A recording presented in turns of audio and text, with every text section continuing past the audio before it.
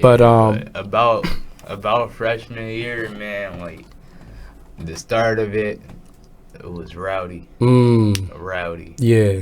Like Yeah. you walk out, first thing in the morning, walk in. Yeah. It's crowded. People still, I don't know. I wouldn't say like people wasn't skipping class the first day of school. Did they have those metal detectors too in there? No. Okay, no metal detectors. Okay, Nope. okay. Like you thinking about it? Nah. I'm pretty sure they didn't until like it was like, oh, they already did. Yeah, they been did. Okay. But they wasn't like, it wasn't a lot of them. Right. It would be like one or two. Mm. And then like sometimes they wouldn't even make you use it. Mm. And then I think it was like shooting happened or something. Okay, And yeah, then that's when yep. it became more strict. And that makes sense. I mean, with anything, it's always about probable cause, reasonable but doubt. I feel like they should have thought of been doing it. Like, yeah, been at it. yeah, Because yeah. think about it. Middle schools, they never used to have no metal detectors. Mm. Just think about like what people are bringing in. Yeah. And think about it like this too. Because of those shootings and other things that was going on, that's why y'all got to wear clear book bags, right? Yeah. Yeah. Because. Or I think it's vapes. Yep. Yep. Because. Like, oh, go ahead. Vapes. I think weed pens. Like people would sneak them through the like metal detectors. Wow. And what would they use? I think it was like girls. I don't know. Yeah. I don't know what they did. Right. But somehow they got it through though. Somehow they got it through, and then they were just. I guess they just got tired of catching them with them. Yeah. So they like just banned the whole thing. I heard too that because as you know I'm a parent, but I mean my daughter she's in college now, but I be around certain people my age, a little bit older, that have kids your age, and they were saying that now you can't even have your cell phones. Nah. Wow. Like today, I was just like, my teacher told me, like you can't have your cell phone already, like just out. Yeah. You can have it on you, just not out. Wow. Like you could check the time, you can't even do that. And then But what if it's like an emergency or something? I think like if your mom calling you. Mm-hmm. But how would you know if it's in your pocket? Some teachers, they just don't care. Okay. They just don't let you. Right. But yeah, a new rule just went out today. Like I asked to charge my phone, and I was like, they was like, nah, this a new rule. You can't charge your phone or whatever. What? Yeah, you can't even charge it. Like you can't even. It could be dead. You not playing on it. You can't even just go charge it. That's crazy. And a lot of parents definitely are fighting against that because, again, they need to know what's going on with their children. You know what I mean? Yeah, and I would say, like, phones, not really a distraction. I don't know why they say they is. Right. But they really not unless you doing stuff to right. And I really do believe that's probably why they made that rule of no phones and things like that, because it was probably too many kids that was just, instead of listening to what the teacher was saying in class, it was like just texting or TikTok or Like, I feel like they should just if the kid chooses to do that, why won't they just let them do it? Let them do what? Like just be on their phone because you're in class. I get that, but like you can't understand what's going on if you're on your phone scrolling and whatnot. But like it's just like, all right, he chooses not to learn. We just going. It is what it is. I'm gonna just keep doing my job. Why can't they do that? I see what you're saying. Well, there's a thing called. I see what we're like. Yeah. Because I'm about to say, because as a teacher, they're responsible for Tuesday work. Yeah, in higher education, like they can't just allow one to do that while the other ones, because they're gonna be like, okay, well, if she doing it, then why can't I? Yeah, I get. And then everybody else gonna be right. So what they should be doing, which they probably are, hopefully, they're holding that person accountable. They give them one warning and say, hey, put your phone away. You know we're in the middle of class. You got a big test coming up. And they bring their phone out. Just say they bring their phone out again. Now, I already gave you a chance. I gave you grace. Now I'm going to go to the next step, which is go to the principal's office. That's not the next step. Oh, y'all really do got a system? Yeah, so I'm pretty sure it's like 3 warnings or it's 3. It's 2 or 3 warnings, right? And then like they're like, all right, no, it's no more warnings. I don't know why. Yeah, 0 tolerance. Yeah, I'm assuming it has to be. Because that's how it was freshman and like half a sophomore year. Mm-hmm. Well, yeah, most of the sophomore year. Because in life, there's patterns. You know what I mean? Like, there's always going to be that same person doing the same thing, even though it's a different, not the same person. It's a different person doing the same thing. So they got to be like, okay, we saw Johnny doing that last year. Now, you know, Susan is doing it. We got to hold these kids accountable. So now we let Johnny slide, but we can't let Susan slide. Because if Susan slide, then the next person going, you know what I mean? Yeah. So we got to stop the pattern now about holding these kids accountable. So now it's like write up. Yep. 3 write-ups. Then it's like Saturday detention. I think it's I don't think it's y'all don't do Saturday detention no more? No detentions. What? Oh, y'all just get like suspended? Yep. Dang. Just suspended. Ooh. And then it'd be like what? 3 to 5 days.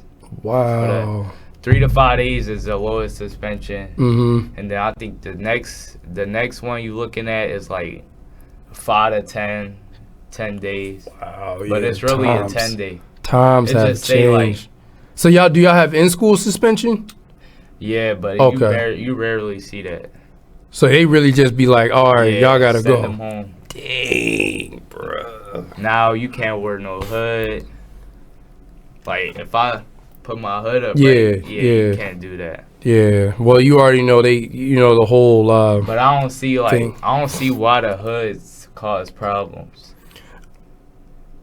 Do you remember a boy that got? I can't remember what his name. I think was it Trey. I can't remember what his name was, but it was a boy in Florida. He had a hood. He just had his hood up, and the police rolled up on him, and he had his hands in his pocket, and he pulled something out, and I don't know why they just started shooting him.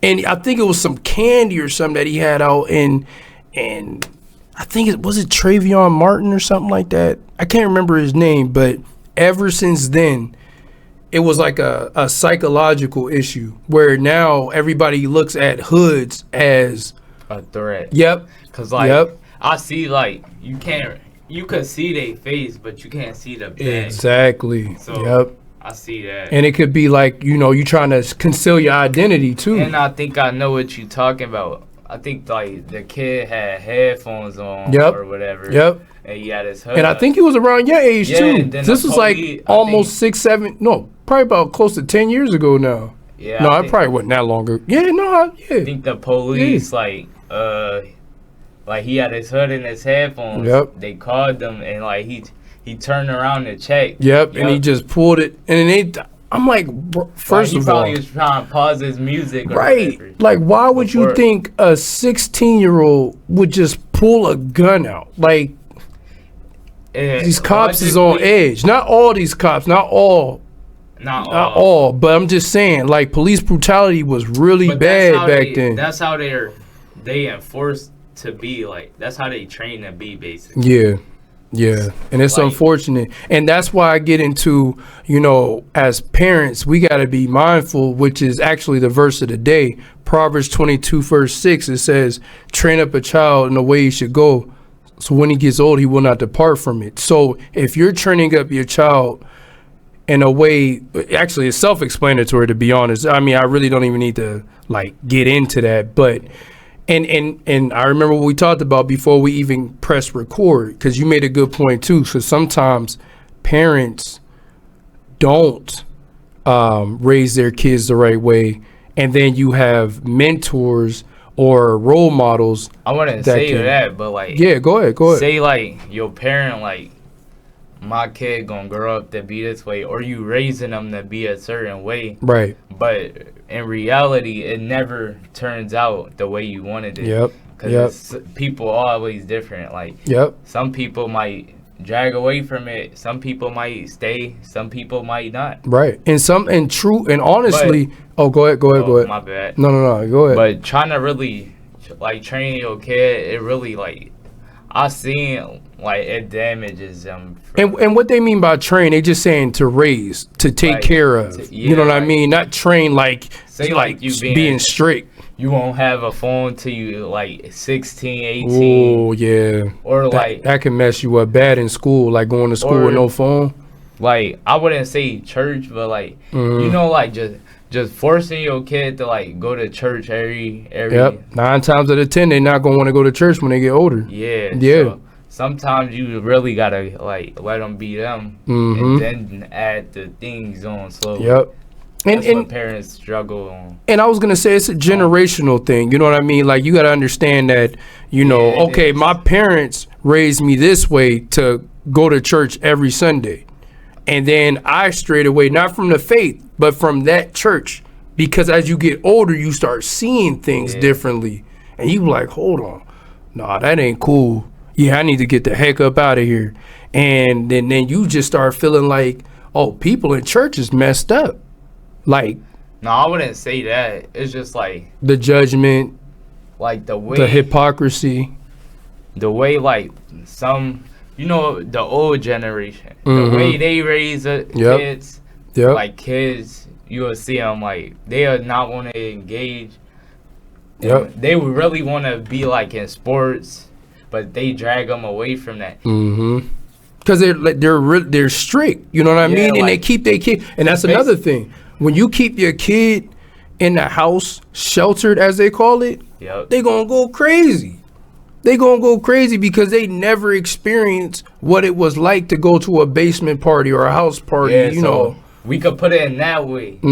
Like, say you just made your kids stay in the house all their life, like they can't go to nowhere with their friends. Can't stay at your friend's house. Only time you see them is at school and at church. That really changed. Like, that really changed a lot of kids. It changed your perspective. It changed your outlook on life. Like, yo, I don't want to continue to go to church. I don't want to continue to do because I was forced to do it. I didn't have a choice.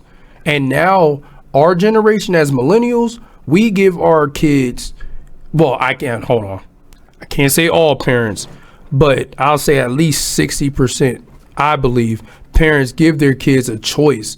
Now, when they come to church, you probably ain't got no choice. Not gonna lie. Like, but like, there might be some times where the parent be like, you know what, you can sleep in this time, but next time you come to church.